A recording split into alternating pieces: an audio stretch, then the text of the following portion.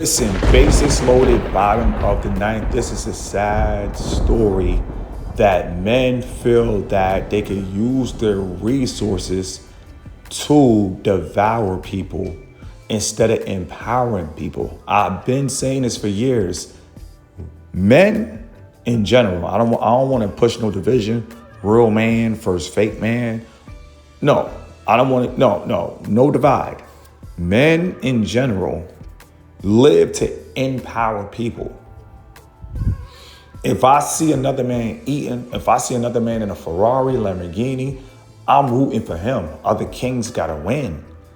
But see, Tyler Perry and many others, what they do is they use their money and their borrowed influence, because it's borrowed. Once the industry's finished with you, this is when things like this happen, because these guys are they're part of a movement. They're part of a frat. You see what I'm saying? There are a lot of frats out there. So if they did not want to take him down, this would have got swept under the rug. I'm just going to be real. People got to think bigger picture. If somebody said, oh, Tyler Perry touched me, he probably did. But guess what? They're not going to entertain it. It's like and people don't think about that. They only entertain what they want to entertain, speaking of entertainment. Now, as far as Tyler Perry's house, he bought this house for men. He didn't buy this house to have a family. He didn't buy this house for a woman. This house was used as a trap house to lure men. Now, this is the real America. One thing I can say about Tyler Perry and his real estate, a lot of places in America cost $100 billion. But what they do is they focus so much on the struggle in the culture that people don't really think that they could get this unless they go through Hollywood. This is the trap. It's a lot of houses that cost $100 billion.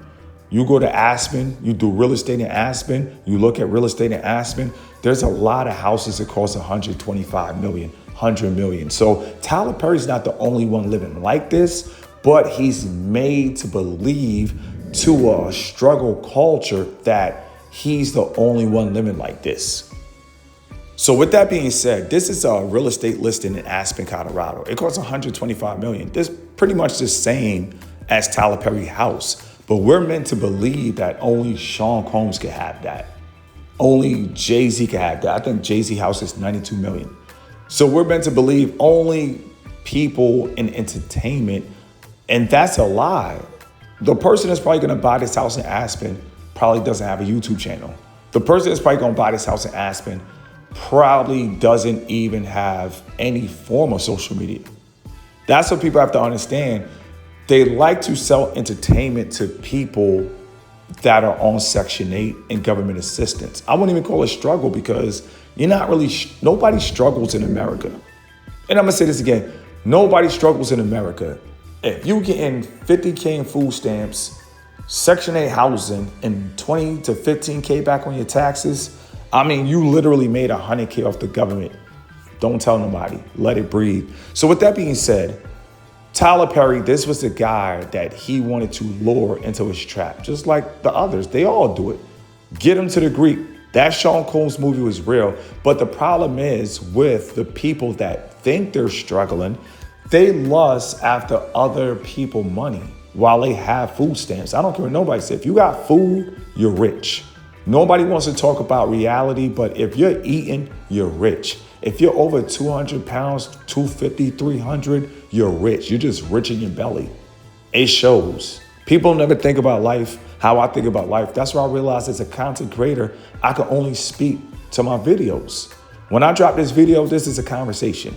It's a conversation that I'm having where somebody can't downplay, because what people do is they like to downplay levels.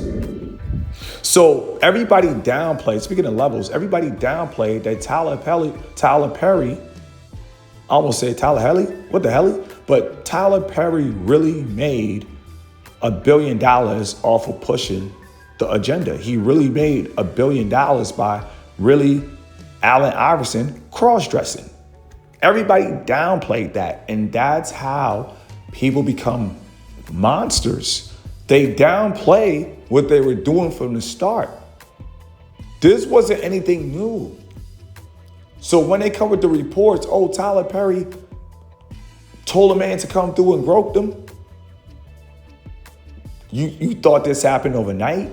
No. What they do is they build you up to destroy you. That's why I can never be an entertainer. You cannot tell me, Mr. Keep It Simple, you need to be more entertaining for what? So these people could build me up just to tear me down? That's what they do in the entertainment industry. Literally, Kanye was a billionaire. He said something and he lost $1 billion off of a podcast. That's not a real Billy. It's the same with Sean Combs. Sean Combs said, oh, Diageo, they're doing whatever they're doing, whatever he was complaining about. Sean Combs lost his $1 billion overnight. It's the same thing with Tyler Perry. Fat Joe, we getting a Fat Joe too. Celebrities don't have real money. I keep telling you, they have it unless they get too powerful and then they tear you down. That's just how it goes. I mean, I don't even think it's a color thing. It's just they allow you to become a monster. Same thing that happened with Harvey Weinstein. I mean, it is what it is. It's not just a color thing. What's happening to Tyler Perry happened to Harvey Weinstein. You know what I mean? And it's crazy that Dr. Umar defends Bill Cosby, but what happened to Tyler Perry? It happened to Bill Cosby. It's the same thing. And people will say, oh, they just want to destroy a black billionaire. He was never a billionaire. He pushed the agenda and he stopped cross-dressing. You got to continue how you started. Tyler Perry does not walk around with a wig anymore. When you accept that entertainment money, you got to keep it up. It's like if somebody talks about, I'm down with the brown culture and you get caught with the white woman, I mean, now you have to move back into a one-bedroom apartment because you didn't continue how you started. That's why I will never accept any money from the mob. Believe it or not, Tyler Perry was a part of a mob. His job was to entertain people on government assistance. And that's not even a bad thing because the government really takes care of you. I had a conversation with a guy for South Central LA, and he said, oh man, his mom and his OG said the government is against you. How? They giving you free steak, free lobster. Honestly, it is what it is. The only thing that I can say about it is it goes against God. If you don't work, you don't eat. But some people really have health problems. So food stamps is beneficial for some. And I'm not even going to cap. I do think government assistance is beneficial for people making transitions. So I'm not completely against it. But the reality is a lot of people on food stamps and a lot of people that get a lot of money for taxes, at the end of the day, they running a game. They playing a game. They literally pimping a program that was designed to help for a short period of time. Now, this is a guy, and shout out to this man because he probably thinking Tyler Perry a boss. Tyler Perry ain't no boss. Tyler Perry is a boss if he keeps dressing up like that. He's a boss if he keeps the wigs coming. Tyler Perry stopped dressing like that. It's the same thing with Sean Combs. They gave Sean Combs $1 million to promote Ciroc and dance. That's it. They never gave Sean Combs $1 billion to talk back. Sean Combs was never a boss, but he pretended to be. And as far as, Tyler Perry, nobody really cared about him wearing a wig, calling himself Medea. The only movie he made that I give credit to, because like I said, when I talk about things, I think bigger picture. The Family That Prays was real.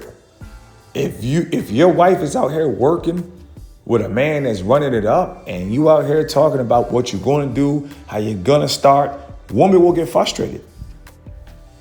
So I do think A Family That Prays was a classic. Anything other than that, and it's crazy, before I finish this video, my barber, he was like, he was like, you watch movies? I'm like, nah. And I was like, I can't watch. My barber Mexican, by the way, give you context. I told my barber, I can't watch black movies because it's really all about just struggling.